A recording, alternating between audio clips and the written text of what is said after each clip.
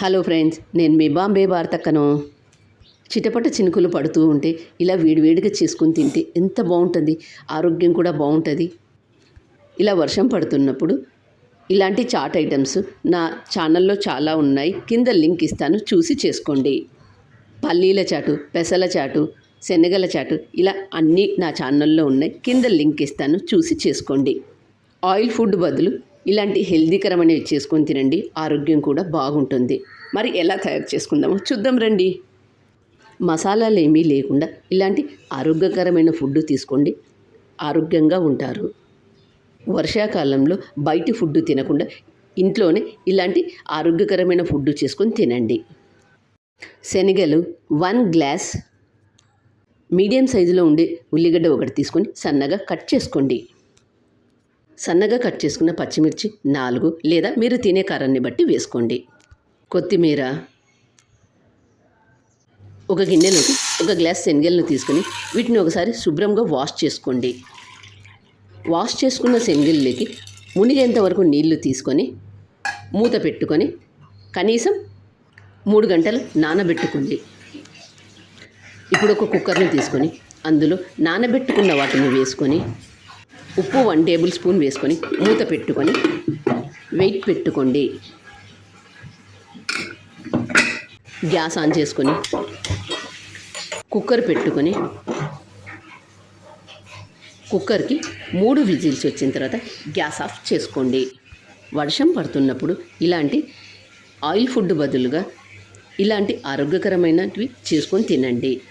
Oil food తినడం వల్ల cholesterol కూడా పెరుగుతుంది. కుక్కర్కున్న ఆవిరంతా పోయిన తర్వాత మూత తీసి చూద్దాం. చూడండి శనగలు ఎంత బాగా ఉడికాయో. ఉడికినది లేనిది ఒకసారి చెక్ చేసుకోండి. చూడండి శనగలు ఎంత బాగా ఉడికాయో.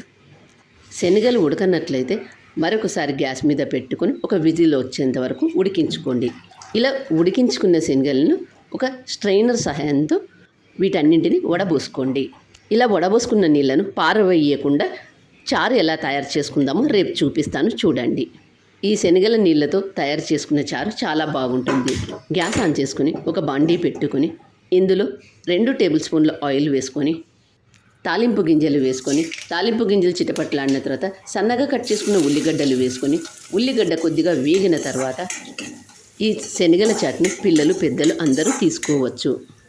ఉల్లిగడ్డ వేగిన తర్వాత సన్నగా కట్ చేసుకున్న పచ్చిమిరపకాయలు వేసుకొని పచ్చిమిరపకాయలు కూడా బాగా వేగిన తర్వాత ముందుగా మనం ఉడికించి పక్కన పెట్టుకున్న శనగలను అందులో వేసుకొని వీటన్నింటిని ఒకసారి బాగా కలుపుకోండి. వర్షం పడుతున్నప్పుడు వేడివేడిగా తినాలి అనిపిస్తుంది కాబట్టి ఇలాంటివి చేసుకొని తినండి. ఆరోగ్యం కూడా బాగుంటుంది. కొలెస్ట్రాల్ పెరగకుండా ఆరోగ్యంగా ఉంటుంది.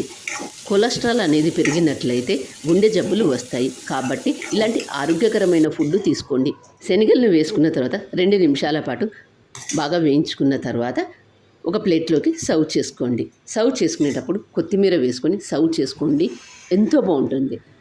వర్షాకాలంలో బయట ఫుడ్ తినకుండా ఇలా ఇంట్లోనే సింపుల్గా చేసుకొని తినండి. ఆరోగ్యం కూడా బాగుంటుంది. పిల్లలు స్కూల్ నుంచి వచ్చిన తర్వాత ఇలాంటి చాట్ ఐటమ్స్ చేసి పెట్టినట్లయితే పిల్లలు కూడా ఇష్టంగా తింటారు. నా ఛానల్లో పల్లీల చాటు, పెసల చాటు, శనగల చాటు ఇలా అన్నీ ఉన్నాయి. కింద లింక్ ఇస్తాను, చూసి చేసుకోండి. ఇలాంటి హెల్దీకరమైన ఫుడ్ తీసుకొని ఆరోగ్యంగా ఉండండి. నా ఛానల్ కొత్తగా చూసేవాళ్ళు సబ్స్క్రైబ్ చేసుకోండి. మరొక కొత్త రెసిపీతో మీ ముందుకు వస్తాను. మరి మీకు ఎలా వచ్చిందో నాకు కామెంట్ చేసి చెప్పండి. Thank you for watching.